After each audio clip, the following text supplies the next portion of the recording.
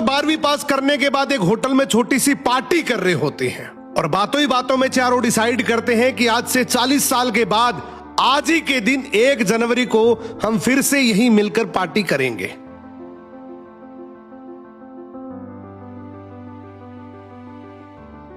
और हां, जो सबसे आखिर में आएगा सबका बिल वही पे करेगा। होटल का वेटर भी ये सब देख रहा था, कहने लगा 40 साल बाद अगर मैं भी यहीं रहा तो आपकी ये पार्टी जरूर देखूंगा।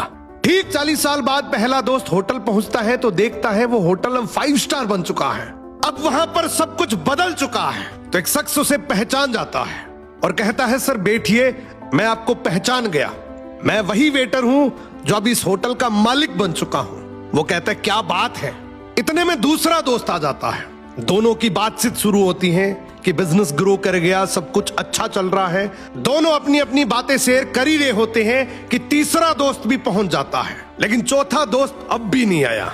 तो जो सेठ होता है वो कहता है आप ऑर्डर कीजिए, मेन्यू में खाना वगैरह सेलेक्ट कीजिए, इतने में आपका दोस्त भी आ जाएगा। अब खाना भी लग गया, वेट करते करते काफी देर हो गई। उदास मन से ये तीनों दोस्त डिनर शुरू कर देते हैं। तीनों ने डिनर कर भी लिया लेकिन चौथा दोस्त अब भी नहीं आया।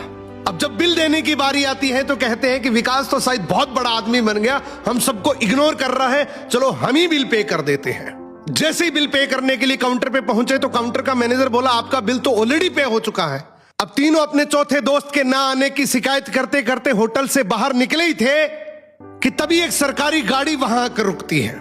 उसमें से एक लड़का उतरता है और तीनों के पैर छूते हुए कहता है मेरे पापा टीचर बन गए थे, मुझे कलेक्टर बनाने के काबिल कर दिया, लेकिन अफसोस मेरे पापा आज से 1 महीने पहले ये दुनिया छोड़कर चले गए। उन्होंने आखिरी वक्त में आपके इस वादे के बारे में मुझे बताया था और कहा था कि जब तीनों पार्टी खत्म कर ले तो उसके बाद तू वहां जाना और पेमेंट वगैरह कर देना। लड़का हाथ जोड़कर बोला मेरे पापा अब इस दुनिया में नहीं रहे, उनका वादा पूरा करने के लिए मैं आया हूं।